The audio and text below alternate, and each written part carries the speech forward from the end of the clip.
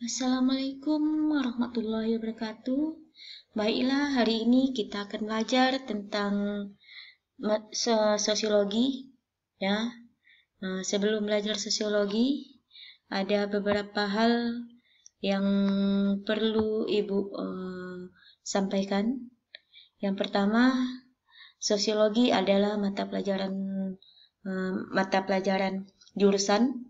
Dengan kata lain, pelajaran sosiologi adalah penentu naik atau tidaknya kalian nanti ke kelas 11. Karena ini sangat penting.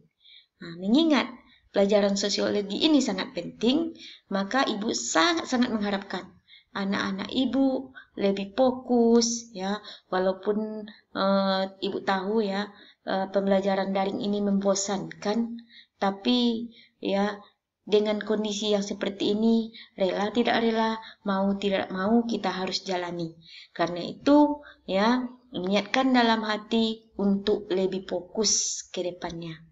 Ya, sebelumnya Ibu kenakan, nama Ibu adalah Susinopita. Ya, ini video Ibu sertakan dengan foto Ibu. Ibu harap foto ini bisa mewakili Ibu. Ya, ini juga sebagai alat agar bisa kita saling kenal walaupun tanpa tatap muka. Dan nantinya Ibu juga sangat mengharapkan anak-anak Ibu mau mengirimkan fotonya ke WA group, karena kita tahu ya,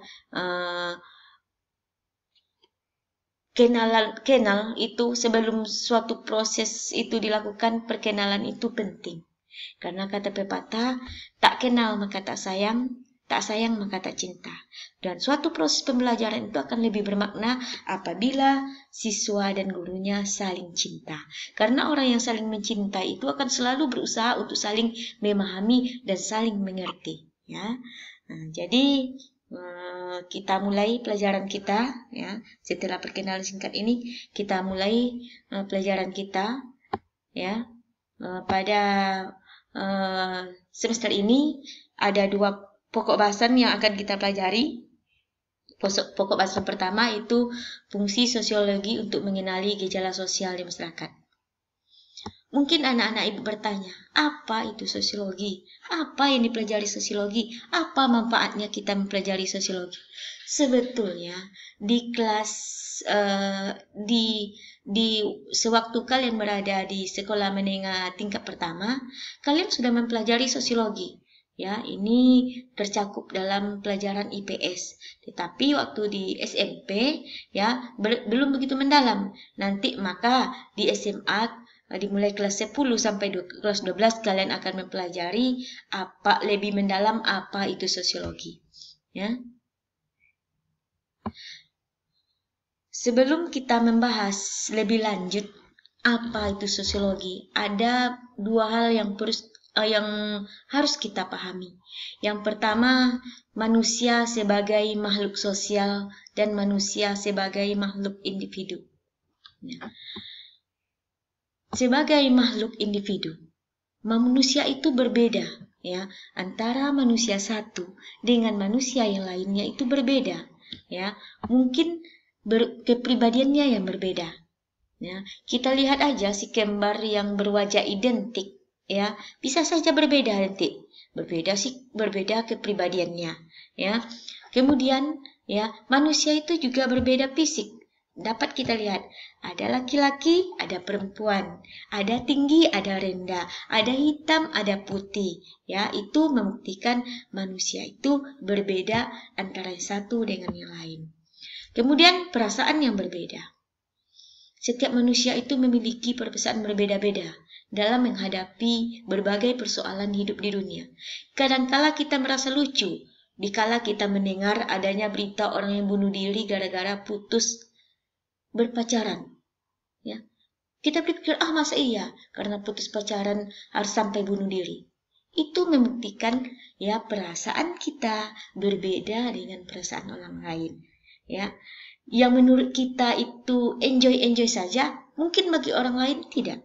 Ya, itu buktinya juga kita sebagai makhluk individu. Kemudian sikap yang berbeda. Ya, sikap kita berbeda. Jadi, hakikat manusia sebagai makhluk individu, manusia itu mempunyai atau memiliki perbedaan dengan individu-individu lainnya. Kemudian, hakikat manusia sebagai makhluk sosial. Menurut Aristoteles, ya, manusia ini disebut juga dengan makhluk zoon politikon. Apa itu zoon politikon? Makhluk yang suka berkelompok. Ya, kemanapun manusia itu berada, dia selalu ingin membentuk kelompok-kelompok. Buktinya, bisa kalian lihat pada diri kalian sendiri. Mungkin waktu di SMP kalian punya geng sendiri. Nanti sampai kalian di SMA, kalian akan membentuk geng sendiri pula. Demikianlah manusia. Dimanapun dia berada, dia selalu ingin membentuk kelompok-kelompok yang bisa memenuhi kebutuhan hidupnya. Itu kenapa? Karena manusia itu tidak bisa hidup sendiri, butuh orang lain untuk hidup. Beda kita dengan hewan. Hewan lahir tanpa andai induknya dia bisa hidup. Kalau manusia tidak bisa hidup. Manusia itu butuh orang lain untuk hidup. Enggak, Bu. Ada Tarzan aja bisa hidup, Bu. Tanpa orang tua. Itu dongeng, nak. Yang namanya manusia itu butuh orang lain untuk hidup. Ya, jadi manusia sebagai makhluk sosial, ya, manusia sebagai makhluk individu itu ibarat dua sisi mata uang. Kalau misalnya salah satu sisi tidak ada, salah satu sisi hilang, maka uang itu juga tidak akan ada gunanya. Demikian manusia tidak ada yang betul-betul bisa hidup sendiri, walaupun dia makhluk individu. Walaupun dia berbeda dengan orang lain.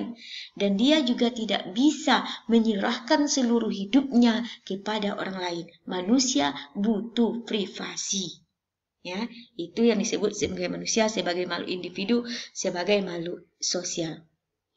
Sebagai makhluk sosial, manusia itu selalu melakukan interaksi-interaksi. Apa itu interaksi? Interaksi itu adalah hubungan timbal balik.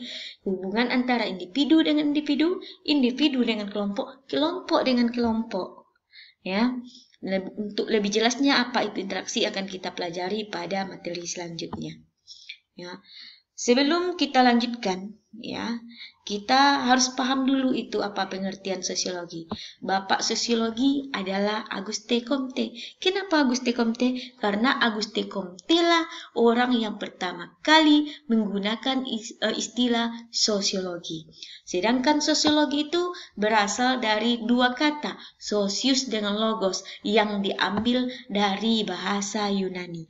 Apa itu sosius? Sosius adalah kawan, sedangkan logos adalah bicara. Jadi apa itu sosiologi? Secara bahasanya, sosiologi adalah ilmu berbicara dengan kawan. Berarti intinya adalah interaksi. Untuk lebih jelasnya apa itu pengertian sosiologi dapat kalian baca ya dari pengertian yang dikemukakan oleh Auguste Comte, Emil Durkheim, William Brown dan Sujono Sukanto. Ya, kalian baca, kalian pahami. Setelah itu, ringkas penjelasan yang ada di video, kemudian dicatat di kertas double folio. Nanti setelah Ibu perintahkan kumpul, baru dikumpul. Dan Ibu akan informasikan kapan waktu pengumpulannya di WA Group. Demikianlah materi kita hari ini. Ibu harap kalian dapat memahami dan dapat mengerti walaupun dalam kondisi yang memprihatinkan seperti ini. Assalamualaikum warahmatullahi wabarakatuh.